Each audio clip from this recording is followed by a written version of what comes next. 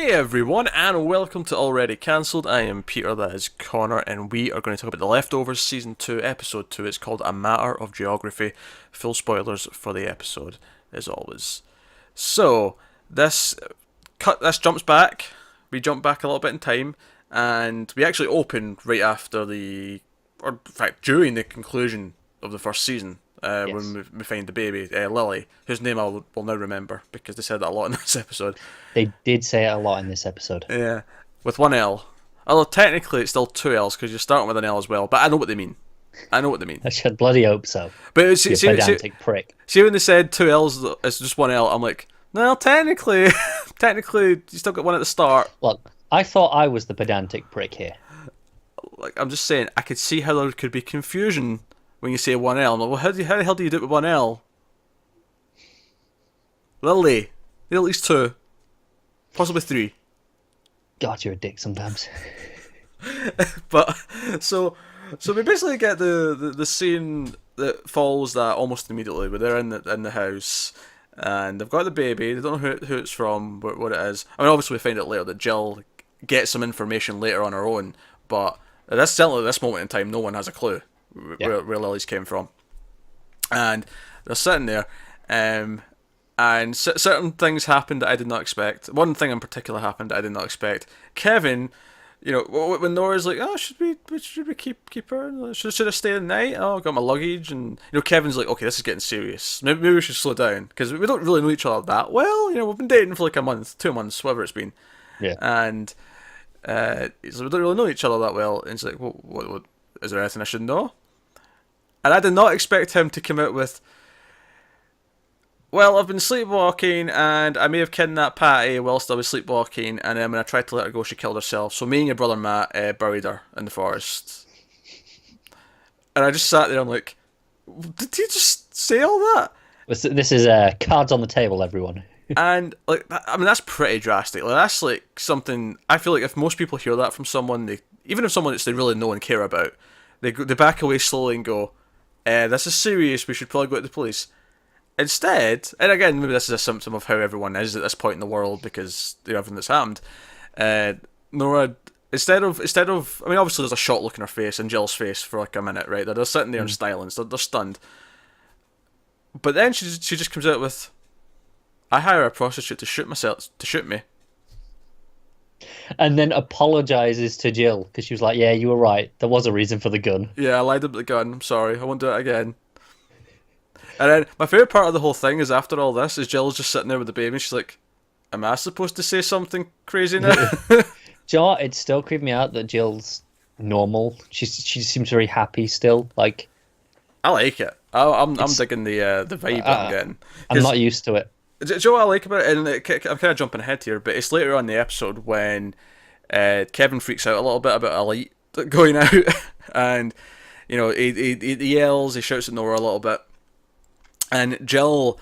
I like that her role has completely flipped in their relationship with her father because in season one, yeah, she knew he was bullshitting a lot of the time. She knew that like he was hiding things. She knew all these ideas. Which, first of all, I think that's why his admission at the start that he's openly saying to her, "Yeah, I've been having these problems. I stopped taking my medication. Oh, and I buried a body in the forest after she killed herself, and no one else knows about it." Like the fact that he's being that honest with her is a big thing. I think for Yeah. him, for his character and their relationship. But I think season one, she dealt with this by being moody, by being antagonistic, by fighting back, all these kind of things.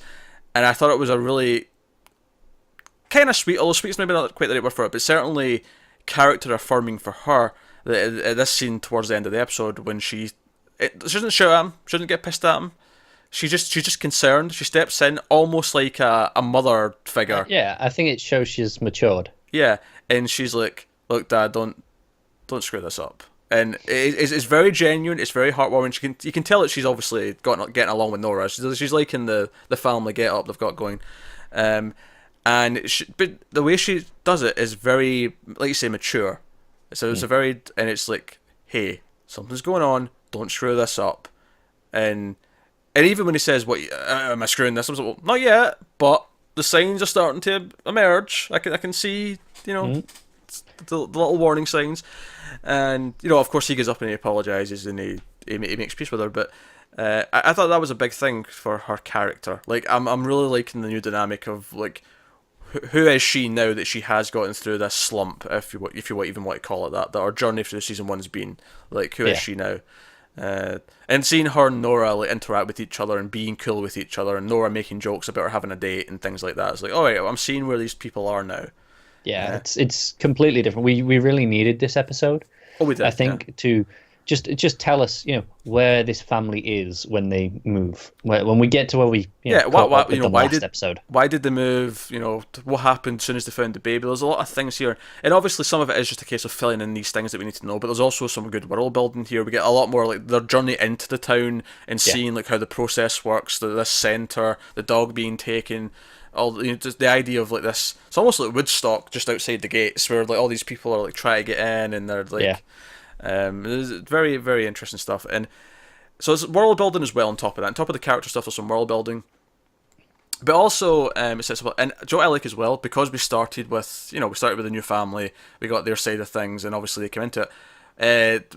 Not to jump ahead again too much, but when we get Patty talking to Kevin, I really like the line which says, "Are you a part of their story, or are they a part of your story?" And I like that because it was like. The fact that we had our first episode of this new season, we're not going to focus on these, we're going to focus on this new set of characters. And it was almost like a meta line poking at that. Isn't it? It's like, whose story is this season now? We don't know anymore. And I think it's probably going to be pretty equal, if not weighed towards our first original characters. But you would assume so. Yeah, but it obviously it goes places later where you're like, oh, okay, right, okay, we're more our season one characters are more involved in this than we initially necessarily thought. But I also just thought this episode as a whole was really effective as a counterpoint to that first episode, because obviously they both build towards the same point in time. Yes. So I think it's really effective showing the two sides, the two families, how the past months or week has affected them differently, and where they are at this point. Yeah, so let's stick in the first chunk of the episode, before they move, right? That's when they're still back in the old town, and. We see a bunch of different things. We see Kevin's not dealing with his guilt over Patty. He keeps seeing Patty, and that's a running theme of the episode, is that he keeps seeing her. And obviously because of what his father went through, he's like, oh no, I'm turning into him. And that was a big fear of his in the first season as well. And he's worried about this. And Ghost Patty is what I'm going to call her, even though I know she's not a ghost, she's just in his head. In theory, like nothing's been proven. Yeah. We don't know that yet. But like she's pissed at him for not talking to him, and she keeps trying to get him to talk. And we find out his cut that he had in the last episode is like inflicted by her or by himself, thinking it was her. But either way, that was her making a point, and he's refused. And my excitement about this is that I know it's going to be a huge moment when he turns around and says something back to her. It's going to be a huge character beat. So, Joel, the only question I have is he on his own when he does that? When that moment happens, is he on his own, or is there someone there who watches him? Like, looks like he's talking to voices like his dad. Yeah, that'll be interesting to see. But I think it'll be a big moment when he finally does, when he gives in. And you got to go, right, what does she do that finally pushes him over the edge? What is it that finally caused him to snap? If it's even her. What if it's external things that drive him to this point where he needs to talk to her? Like he needs to talk to someone. I considered that. Who isn't Nora and isn't a real person essentially. Like he needs to unload, but he can't. That's it. He'll just think of it as talking to himself almost, like just to process things. Yeah, it's interesting stuff. But so he actually goes back out and digs up the body. And what I think is funny about this whole thing is like he's going through all these motions. He goes with Nora to get the baby, like to sort of make it official. It's a very interesting scene actually with this adoption guy. If he's even I don't know if it'd be an adoption agency per se, given the circumstances, but obviously paperwork has to be filed. Like, you can't keep a baby that showed up on your doorstep. There's no reason why you can't adopt that baby, but you have to go through the system. Yeah. And he's asking all these questions, and you feel like he's concerned that they may not be fit parents, but it completely flips it on his head when he gets to the end of the conversation, and he's like, do you want to adopt another kid? And they're like, wait, what? In addition to this one, not instead. Because I almost thought it was going to be racist, because he actually does point out, he's like, oh, this one's white. Like, he mentions that, but he says that after he says specifically, in addition to this baby. Yeah, if it was the other way around, it would be weird. Yeah. Well, if it was But- the other way around, it would just be racist. It would almost like him saying, "You should want a black kid." People are going to think that's weird. Here, have a white Yeah, kid. yeah. Like, that's what it felt like. It felt like it might go that way. And then, but no, he says, "No. In addition to this kid, you want another kid." And to me, that says this is a completely different world where maybe because so many people departed, and there's all these kids that don't have parents. Like, That's why I thought. I was like, oh, this is. It kind of goes back to, we were talking about Amy last season, and maybe she was kind of taken in. oh, before someone corrects us though, yes, I do realize that the baby in question they said was only like 8 months old. I know it wasn't a departed. Yeah, But you knock-on but effect. It's a symptom of the system's overcrowded now. Yeah.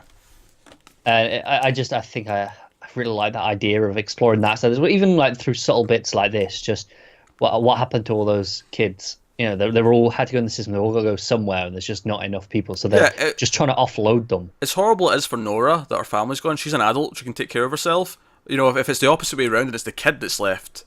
Yeah, what do they do? He just left the kid in the house on his own, like on departure day. Yeah. He's like, where's my mummy? Where's my daddy? Pretty much. So very interesting scene, and they're like, no, one's fine just now. This is a commitment, as it is. Yep. Don't need another one. Already got a teenager. It's fine. So that's interesting stuff, and then of course Kevin, he can't accept the guilt, and it feels like he's almost slipping back into his old, in the flashback episode where he was kind of like, I've got what I want. Why am I not happy? Yeah, a bit self-destructive. But here you get the sense that it's like at least he thinks it's because this guilt's weighing on him that he can't because he never obviously didn't kill Patty, but he never wanted to. He's felt this constant guilt since, and of course he's had that. And one of my favourite things actually, it's later in the episode when he sees like some white shirts on a rack, and he has this little moment of like,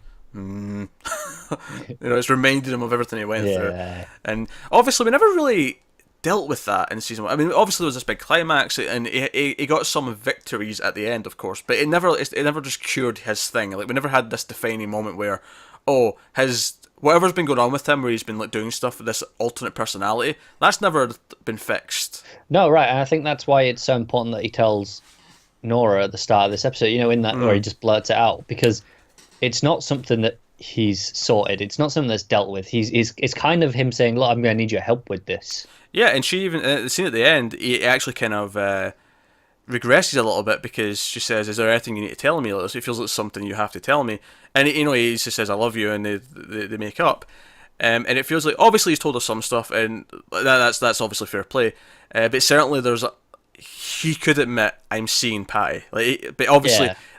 He wants to try and deal with it on his own first. But I understand why he doesn't want to say that. I get that he's ashamed. He's scared of what that means. Will she look at him differently? And obviously she's saying, I won't judge you no matter what you tell me. I mean, and she's proven that. You told her you buried a body.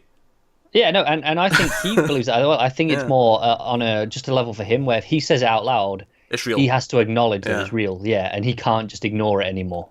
Yeah, I can totally see that. So he goes and digs her back up, and he deliberately does like he drives in front of a cop car. He speeds past them deliberately to get pulled over, and he's not a chief of police by anymore. He retired. Resigned. Yeah. Or resigned. Yes, probably a more appropriate word for it. Which begs the question. Bit young to retire. Yeah, which begs the question: what's he doing? But then again, Nora does get a lot of money, but she spends a lot of it in this episode as well. Yeah, but she already had a lot of money. That's also true. So they're probably okay for a little while. Yeah. But so he gets taken in. By the way, I love that he just says, like, the guy pulls him over and he comes up to the side of the car, and he's like, "Okay, turn off the vehicle, please, sir." And he's like, "I've got a body in the back." He just immediately says that, and it was so deadpan, and it wasn't. I'm not gonna say it wasn't meant to be funny, but I mean, from Kevin's point of view, it's not meant to be funny. From a writing point of view, it probably is meant to be a little chuckle-worthy, but from his character's perspective, that's not a funny line. But to us, that's quite funny because it's just. It is. It's the over-the-topness of that situation, just going, "Hey, there's a body in the back." Yeah, and then the cop just so seriously, and then the cop just looking back and going, "Oh yeah." You can see the feet sticking out, from under the sheet. So, but interesting, of course, is that he gets taken in. Someone seemingly from the FBI, if I recall the jacket correctly, with an eye patch, which makes me think we'll see her again. It's a distinctive look, isn't it? It's just because he's like, "Oh, do you want to ask about the eye patch?" And he's like, "No, I'm good." It's like, people are usually curious. It makes me think we'll see her again just because she'll be easy to remember because FBI lady with the eye patch. It's pretty distinct. That's it, isn't it? Yeah. So And she asks all these questions. She's like, oh, she's done her research. She's like, oh, I used to be chief of police here. This woman was the head of the GR, causing you all this trouble. And she basically just uncuffs him and says, he's like, you're letting me go? It's like, what, do you want your life to blow up because of this? He's like, well, no. Well, go. And I think this is tying into some of the things that we learned in the first season about how the government bodies, how the various agencies look at these cult-like groups and how they care about them. And it almost feels like here it's like, because it feels like, obviously at the start of the scene it's like, okay, she's questioning like a cop, because she says something like, oh, she killed herself, and then he goes, yeah, she did. And it's almost like he knows she's doing the rounds of the questioning where she's double checking all the facts, and it's like, no, she did kill herself. I'm not just. And obviously that's a thing they would question. If you showed up with a dead body and you claimed they'd killed themselves, they're going to ask questions like that. They're going to poke at it and see if there's holes and all these kind of things. But it does feel like quite quickly she just sort of gives up. She doesn't care. It's like, I'm just going to assume you're right. She shouldn't say that, obviously. But it's kind of to the point where she's like, look, maybe she did kill herself, maybe she didn't. And if you did kill her, I know what she caused in your city. I understand why you would do that. Yeah. It is kind of it. It feels like, and you could argue maybe there's some, law enforcement kind of camaraderie here a little bit, where she's maybe it's one step more because he was a chief of police, she's again extending a bit more of a helping hand here. It's the same like we got with that guy who offered to take him out last season, where it's the idea that they're all in this together and, hey, we'll help you with this problem, just give us the call. And it's kind of the same thing here, where she's like, look, I get it, we go through the same thing. And again at the end as well, remember when Wayne died in the bathroom, and it was Matt who said to the trooper, oh, he's a chief of police, by the way, and he's like, oh, why didn't you say that? And immediately just softened on him. So I think that's definitely a part of it as well. But certainly it's almost like, we don't really care so much. We're happy to write this down as a suicide, and that's about it. Yeah. And I think that's just, again, it's just another part of this world and the way things are. Obviously, if this wasn't in the show, if another show gave me this scene where someone was taken in and they were just let go that easily, I'd be like, no, this is bullshit. No one would just give up like that. That's it. But because they've set up this world so well, it is a fully realised world at this point. I just go, yeah, okay, I get that this is how it's done. So that was very much his thing, and a big part of his journey, because basically they've been setting up for a little bit before this that him, Nora, and Jill are going for dinner. Like, he's got reservations, they're going for dinner. He comes home, his dad's there. He's been released, by the way. And they go outside to smoke, which Nora kind of, like, initiates, which is kind of, like, it's like he can be himself with her. He doesn't have to hide things, again, like hinting that home. And again, it reinforces that thing we said all first season, where it feels like they are more meant for each other. I mean, even his dad says, I like her more. I mean, Laurie's nice, but I like Nora more. Yeah. Was kind of what he said. But his dad's going to move to Australia. He's like, yeah, I mean, and he basically says to Kevin that, like, things get torn down, but there's no reason why you can't restart and rebuild. And that plants the seed of, why don't you move? Why don't you start fresh somewhere where, because again, his dad points out that this town just reminds him of what's missing, because he knows people used to live there, that kind of thing. It's actually just before he goes to dig up the body that he's at the GR site, where the houses were, and they're all burned down, and the idea that all these memories are here, maybe it would be good to have a fresh start, which of course links up nicely with Nora's plot, where it sets up the idea that the seed is planted in her head that this could happen again, that the departure might happen again, because she gets this insane offer on her house, which she's not using, obviously, she's living with Kevin, for 2.7 million, I think it was. Yes. And she's like, wait, that's like 6 times of what I'm asking for. What's going on? And she goes to the house, and it's from MIT. It's like universal researchers. It's grad students and stuff like that. Yeah. And we wanted, because this is a valuable site. Several institutions have said, no, this is a valuable place.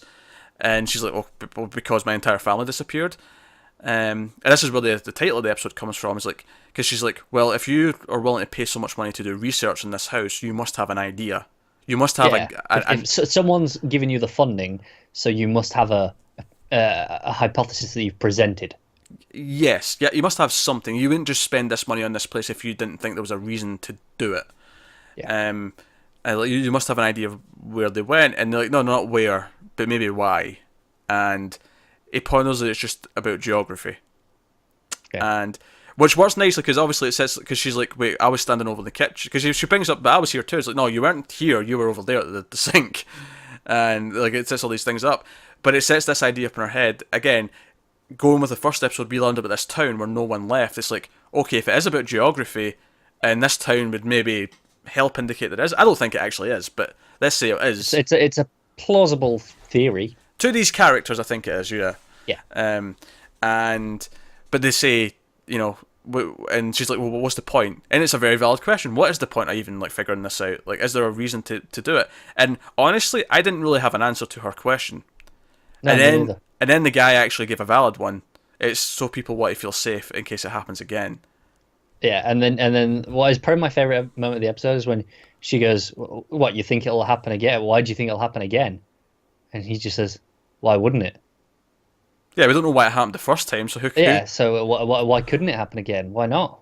Because like, I think that's a great moment, because I don't think it even crossed my mind that it could happen again. This could happen again in the show. Like they could pull that at the end of a season, and that'd be a big shocking moment, and it literally never crossed my mind.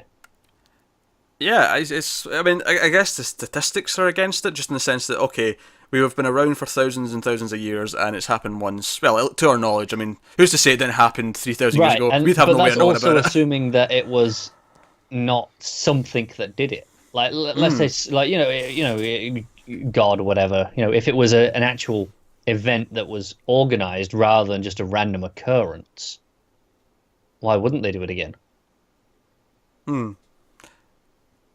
My working theory, and I'm not going to alternate Earths here, but just the core of my idea, though, is I thoroughly believe that whoever did it was an anomaly.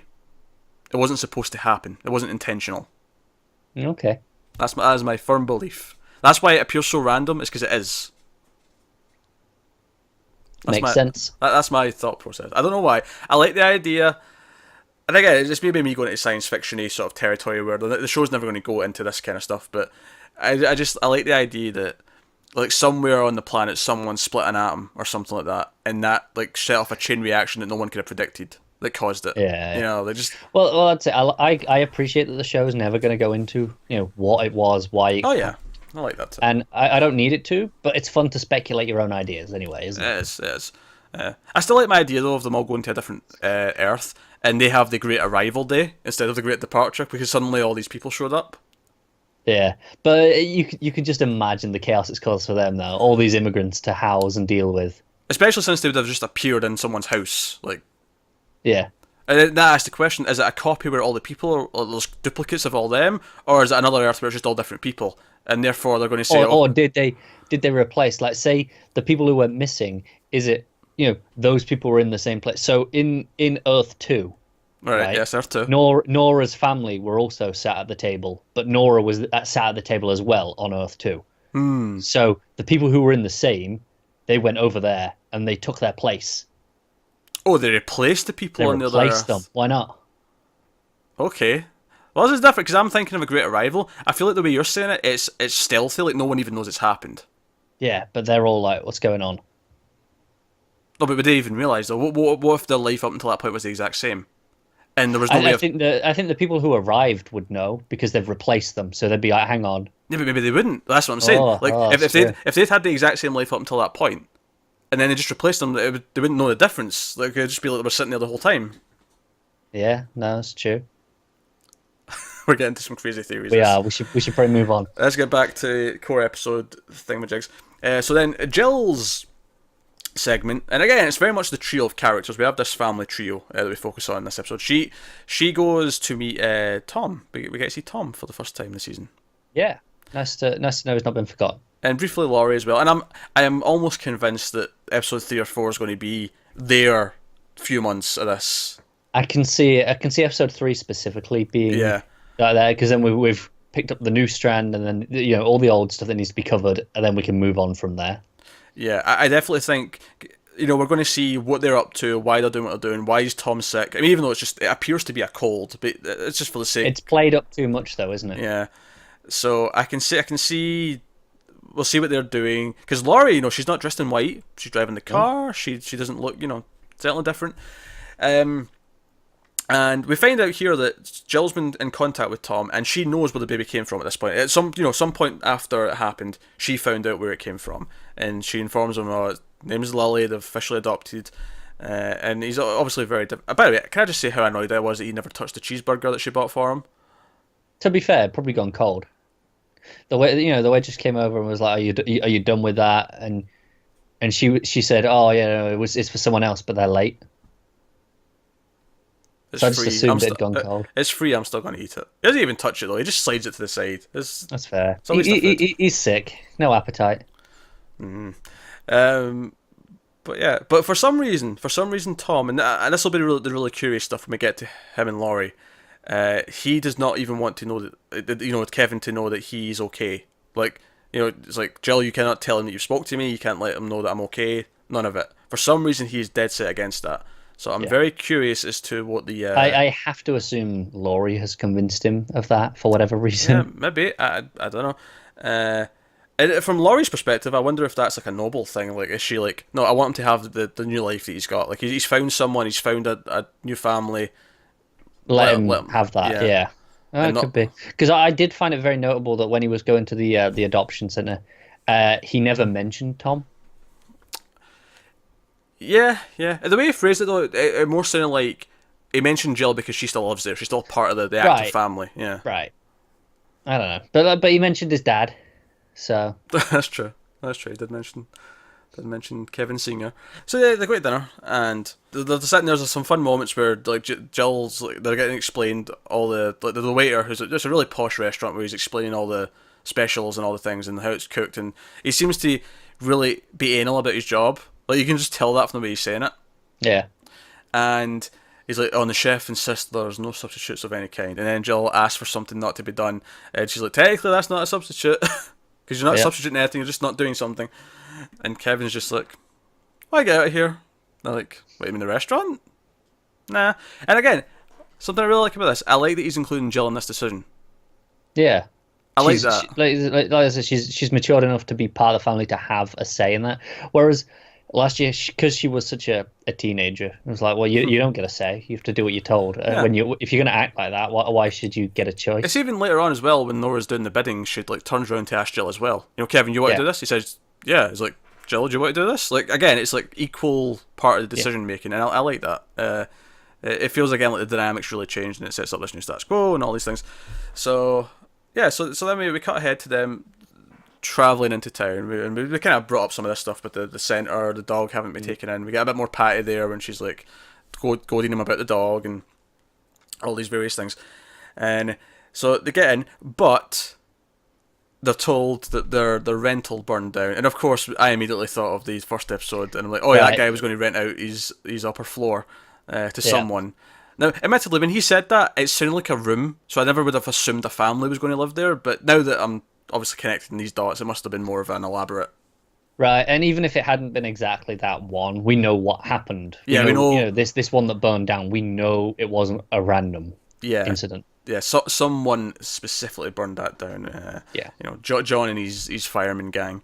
So immediately, Nora's pissed. He's pissed, and I like that there's this conflicting. Like, I like that Nora. I think she would have gone along with Kevin's idea to move anyway. I think she would have been down for a fresh start. I think she would have seen all the properties but you add into her new thing where she's worried that it'll happen again, and that this town might be safe.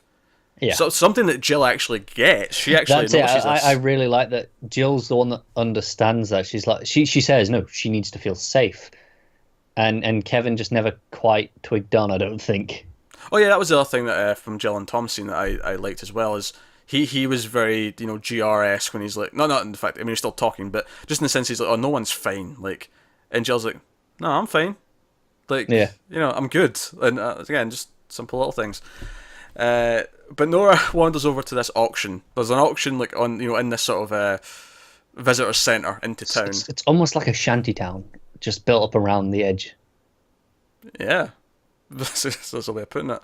It felt like the entrance to like a museum or something like that, but like You know, But you've got all these people that seem to be living there for relatively long Oh, yeah, periods yeah. of time in like caravans and Oh yeah, shacks. on the outside, but this building specifically, it felt like a cross between like the terminal at like an airport or a train station kind of thing Yeah, with like a museum, because there was that whole thing in the middle where they were throwing in their photographs. It was like a throw your departed into this dome thing to yeah, for it was like good a wishing well almost. yeah for good vibes. Like, there was just these things that were making me feel like that. So Nora storms off while Kevin's trying to talk to the guy, and Jill's like, "Hey, I think she's trying to buy a house."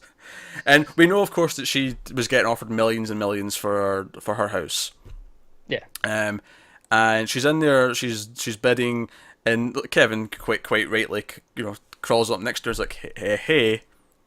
And I like that it never comes up, but he knows it's her money, so it's not like he can. But still, quite rightly, if you had a friend who had $3 million and they were just going to bid it all on a whim on one thing, you'd probably step in and go, "Hey, maybe you should think about this before you blow your money away." Like, so I get his concern, and he tries to like just, are you sure about this? And she keeps bidding, and she's determined. So she's doing all these bids, like in between each of these settings, she's making the bids, and she obviously, that's when she asked both of them. She asked Jilly and she's like, "Well, yeah, if you guys are," and that's when she makes the full bid of three million. she's just like, screw it, let's go all in. Yeah, and they've never seen it, and I like that we never get a sense of this in the first episode. That they'd never seen this house before, so when we get it in this episode, where they actually walk in, and it's like kind of rough, run down. Yeah, it made me realize how we didn't actually really see the inside of the house last episode. Yeah, like because we got it all from our new family's perspective. We saw, him going up to the door and by the them way, answering. I loved it when they arrived, right? Because we'd seen this scene from the other side, from John's side on the porch. I loved it in this. The camera never lingers on him, right? It never focuses on him, right? Eventually, of course, when you get the actual wave, like you see him wave back from across, right? But the whole time you can just see him staring at them coming in. Before that, though, he's never focused on it. You just see him out of focus, like standing there. But if you're looking for him, if you know he's there, and you do know he's there because you've seen the first episode, your eye is looking for him, and you can see him the entire time, almost. Yeah. It's really good. It's really, really good.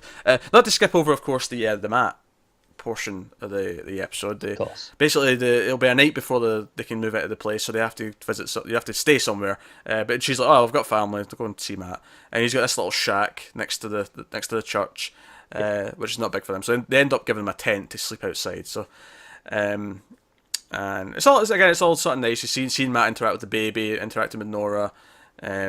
My favourite line here, and this made me very conflicted as to how something was handled in this episode. So they're building the tent, and they're talking about the house and stuff, and they're like, "Oh, that was a bit, a quick choice to make there." No, spur of the moment, yeah. And even Matt's a bit concerned, and and then Nora's like, "Matt, you're not telling me something about what's going on here. There's something going on," and we're obviously I think my head was going, "Oh, maybe he's getting more of an inclination of what this town's like. Maybe he knows he shouldn't do something."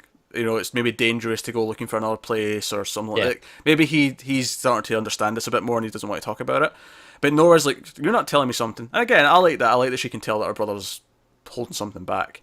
And Kevin sticks up for him. He's like, "No, he clearly doesn't want to talk about it. Let him not talk about it." And then Nora hits out with, "What, you bury a body one time and suddenly you've got each other's backs?" Matt's look was glorious, right? Here's where I'm conflicted. The scene earlier on where he came out and told her that was fantastic, right?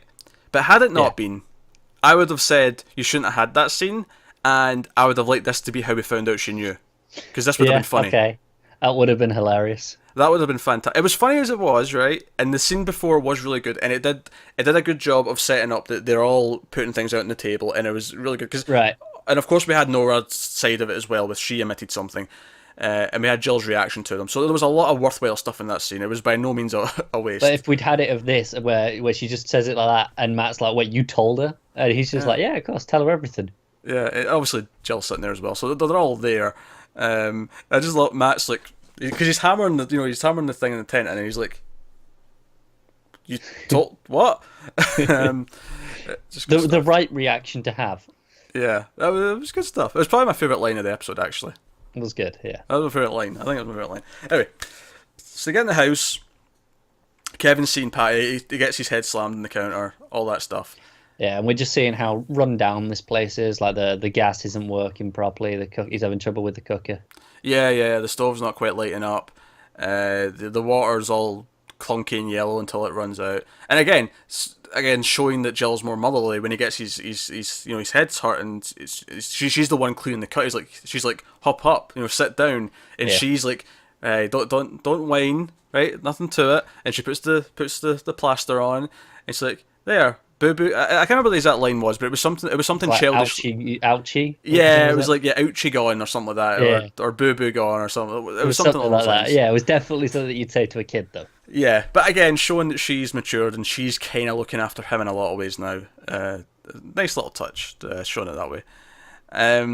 So obviously we get the other sides of the things we saw before, where they get invited to the birthday party / barbecue, and we see because this is going on while Nora's at the door with John. So we're getting the different sides to the events, and it replays a couple of moments just to sort of sum up things. The dropping of the cake, the key things, them leaving, and a couple of little new moments, just like with the girls in the car saying hi to them, or welcome to the neighborhood or whatever. Yeah.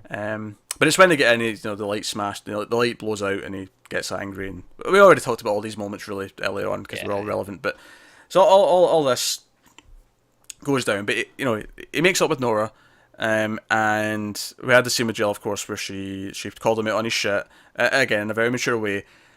But they make up, and it's a kind of a sweet moment.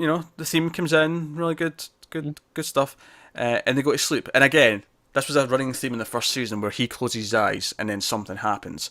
And I feel like as it's going on and we've gotten it more and more, it's gotten a lot more straight to the point where it's like, no, he goes to sleep and he wakes up and he's somewhere else. Yeah, it's stopped being around the bush. It's like, no, this is just going on. You know this now. But of course, as they were actually going to bed and stuff, I was thinking, wait a minute, there's going to be an earthquake because of this lake thing at some point this night. And I'm like, okay. And I was actually thinking at this point, oh, what's going to happen to them during it? Because we never got to see what was happening with them. Right, because we were concerned with the other family. And I was thinking, oh, maybe something will happen to one of them. And, I don't want it to happen to any of them, but maybe something will. Maybe something bad will happen, kind of thing. Shuts his eyes. Then he opens them. And actually, you don't even see him open them. It cuts to the fish. It just cuts to, yeah. It cuts to the fish flopping around. And I'm like, okay, we're back here. This is weird. Why are we here? He wasn't there. And then we see him. And then, he was there. Never mind. I'll shut up. I'll shut my damn mouth. And not only is he there, obviously he doesn't know why he's there. Much like we've seen before, he's doing things when he's not aware of it when he's asleep. He's got a cinder block tied around his ankle, like someone was trying to drown him. Or he was trying to drown himself. Or he was trying to drown himself. Right. That was my first thought. It looked like weighing himself down so that he would die. Yeah, that's possible. And it completely changes his whole event now because it looks like the water draining.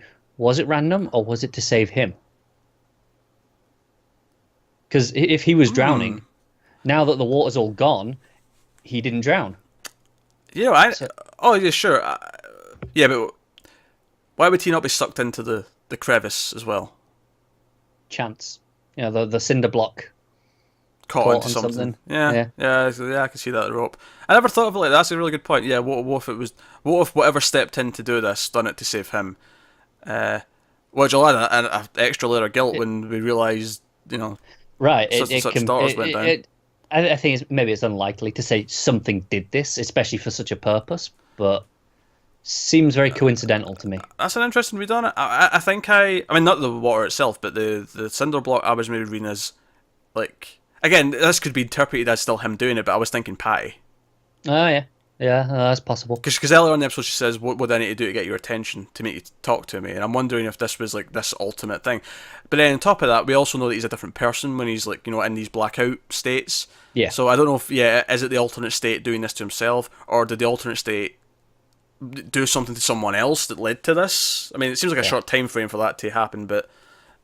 Well, yeah, that's it. We don't know. It's got to be a matter of a couple of hours at most, surely. Yeah. Either way, but like you say though, the water itself doing this and him not dying, him not getting sucked down like everyone else is interesting. And it almost makes you wonder though, what if it's the other way around? What if it's the divine intervention made him tie the cinder block to his leg so that he wouldn't get sucked in? That was the actual saving mechanic. Yeah, no, that's possible. Like, somehow, someone or something knew that the water was going to get drained. Yeah. and it made a point of making sure this happened so that he wouldn't die. Didn't think of that. So it could be one of the... I think it's crazy that we have this massive event at the end of the last episode. And we were like, so many questions, and this episode is just like, I just have more questions. Nothing has been answered, and not that I really expected answers yet, but I didn't expect to have it completely upended already. I'm also worried about Alter Kev, or Doppel Kev, we'll call him. Doppel Kev, because he had that scene where the girls in the car like welcomed to the neighborhood.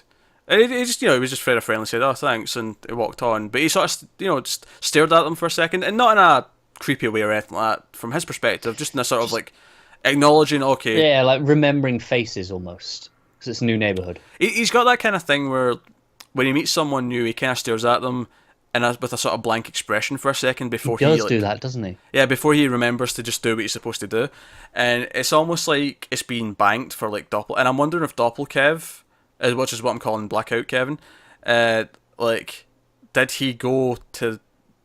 Did he intentionally try and find those girls for a bad reason? That's it. We know the girls were up there, and we know the music was still playing in the car.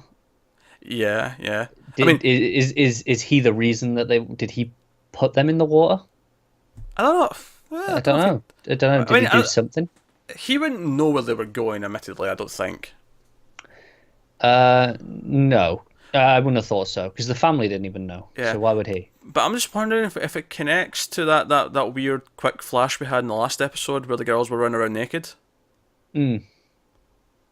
Like was he chasing them? Like, as dark as that sounds, like obviously that flashback in the last one, or the flash forward, or whatever you want to call it, in the last one was in daylight, I think. But it was in daylight, so yeah.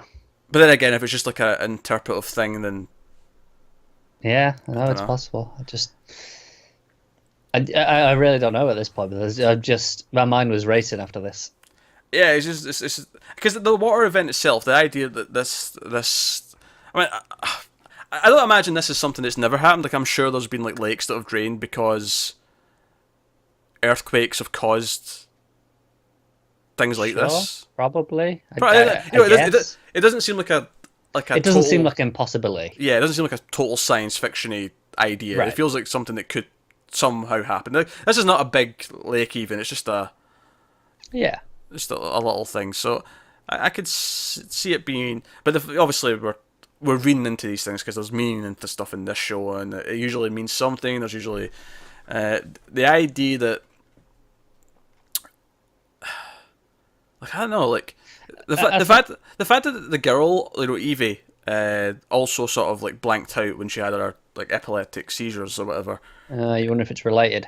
Like, I'm wondering, did she have like a similar thing with him? Like, was it the girls who tried to kill him in a cinder block, and then, like you say, the water saved them, or the? And that's it. It's the idea is, maybe it was some sort of divine intervention, or was it just chance that he's just not ready to die yet, essentially. That'd be a cool twist, because I said, what if Doppel Kev was evil and chasing the girls for a bad reason? What if it's the opposite? What if the girls were actually the evil ones? Yeah. Or if Doppel Kev was evil and chasing them, but then maybe good Kev was fighting through a bit and tied the block to him. He was like, no, I can't let this happen. So he's trying to stop himself. That's an interesting idea. I don't know. So little to go on, really. I know, we're just having fun theorising just based on what we have right now. It certainly makes an interesting dynamic between him and John for the rest of this. Like, beyond what it was before, now it's like, now he has this skill that he doesn't know for sure, but he might have something to do with his daughter going missing. Yeah, he'll be wondering what if, because he doesn't remember. And that'll make him seem suspicious, which will make John suspicious of him, and it may escalate from there. I sense a fire coming. Actually, do you know what? Put this. I think that's how the season ends, because I think the first season ended with the fires at the GR. I think the second season ends with a fire at theirs. Maybe. I don't know. I think it would be a nice symmetry. Just theirs? Would it not be more poetic if John's house is the one that goes up in flames at the end of the season? Perhaps. But I mean, we're already kind of looking at him as the antagonist just by the nature of him doing what he does.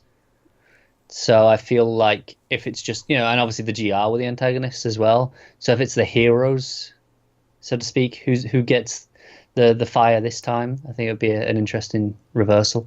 Maybe. My only thing is that because we're setting up fires this early in the season, it doesn't seem like it feels too predictable. It would be predictable. Yeah. To just say, it's going to end with them finally getting their house burned down. I'm sure there's not going to be all there is to it. I'm just expecting that to be part of it. Yeah, that's fair. Here's an idea that I was just thinking about, and I'm just wondering if this is what's caused Kevin's condition and maybe his dad's condition. Stay with me here, but what if when the departure happened, okay, there's people who disappeared entirely, right? But what if there was some people just had something disappear inside them? Like part of them. Okay. Say... I don't even know what to call it, but what if the complete control that Kevin should have over himself? Right. Okay. What if part of that went, or what if the thing that stops us from seeing these ghostly figures? Let's assume Patty's real, right? That's just for the sake of this discussion. Right. Say the Patty that is talking to him is real.